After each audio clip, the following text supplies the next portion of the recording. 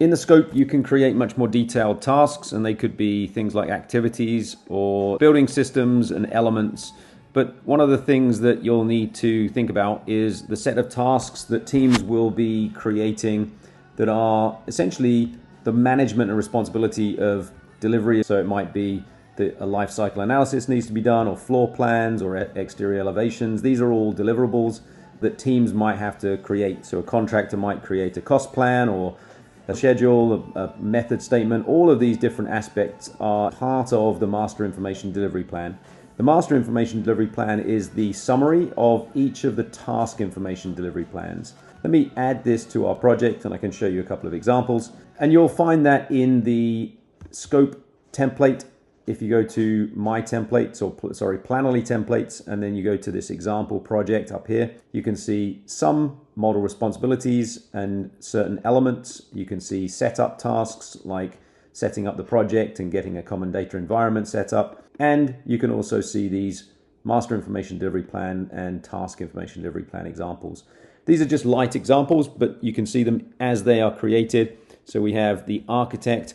There's a start there. They're interested in obviously kicking off the project. The visualization might be something that is required as a deliverable. And I can simply turn on the documents that are usually part of this. And the visualization, we might need to add a specific document. That document in the future might be called AR experience, something like that. And maybe it's an MP4 file, and it's assigned as an activity for the architect. What I add, this adds a placeholder for that as part of our requirement for visualization by the architect at a certain delivery for the milestone, for the stage of the project. And then when the architect has this ready, they can simply upload it to this placeholder, or they can drag and drop it into File Manager, and it will be connected as version 1 of the AR experience that's been requested. So the concept that you see here is just a table of tasks, and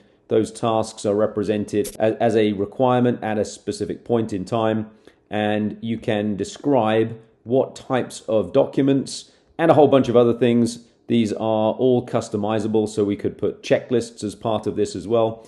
So I might need a do this as a checklist item for this task, and then do this too. And you can see that we can start a checklist. This checklist is also attached to this task. So if I open this task, you can see this is the checklist of things that I am requiring on this task.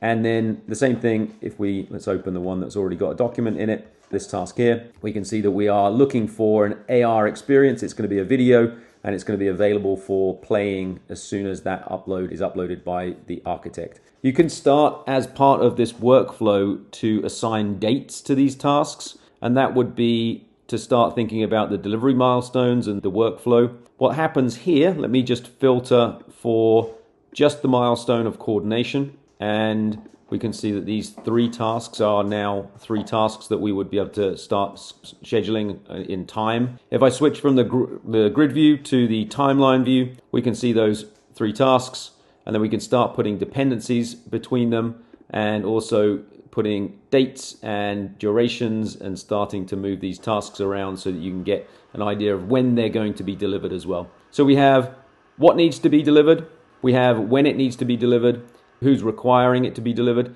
and we've got all of the conditions of satisfaction, all of the checklist items that we need to achieve, everything in the same place.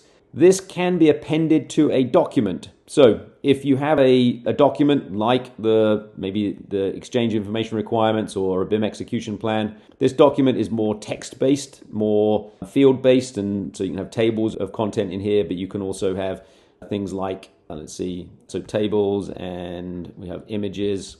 And when you want to combine this for delivery, potentially as you're exporting everything together, we can combine the docs content with the scope content just simply by using the export file option, going to the document, and then we choose the different parts of the document that we want. So we could say we want maybe a document index of all of the different sections of our document. We're going to add the EIR, so we can see this is here. We've got the automatic table of contents for this, and then we're going to add the grid of requirements and that timeline as well, maybe the details. So now you can see on this front page we've got these 4 sections. Let's add a nice cover page to our export, and let's create this as our, I'm just going to hit create. It will name it untitled, but it will give us a combination of all of those different pieces, nicely formatted, nicely hyperlinked, and all ready to be delivered to a client, for example. So let's take a look. We saw the grid of requirements. So this is our grid of requirements.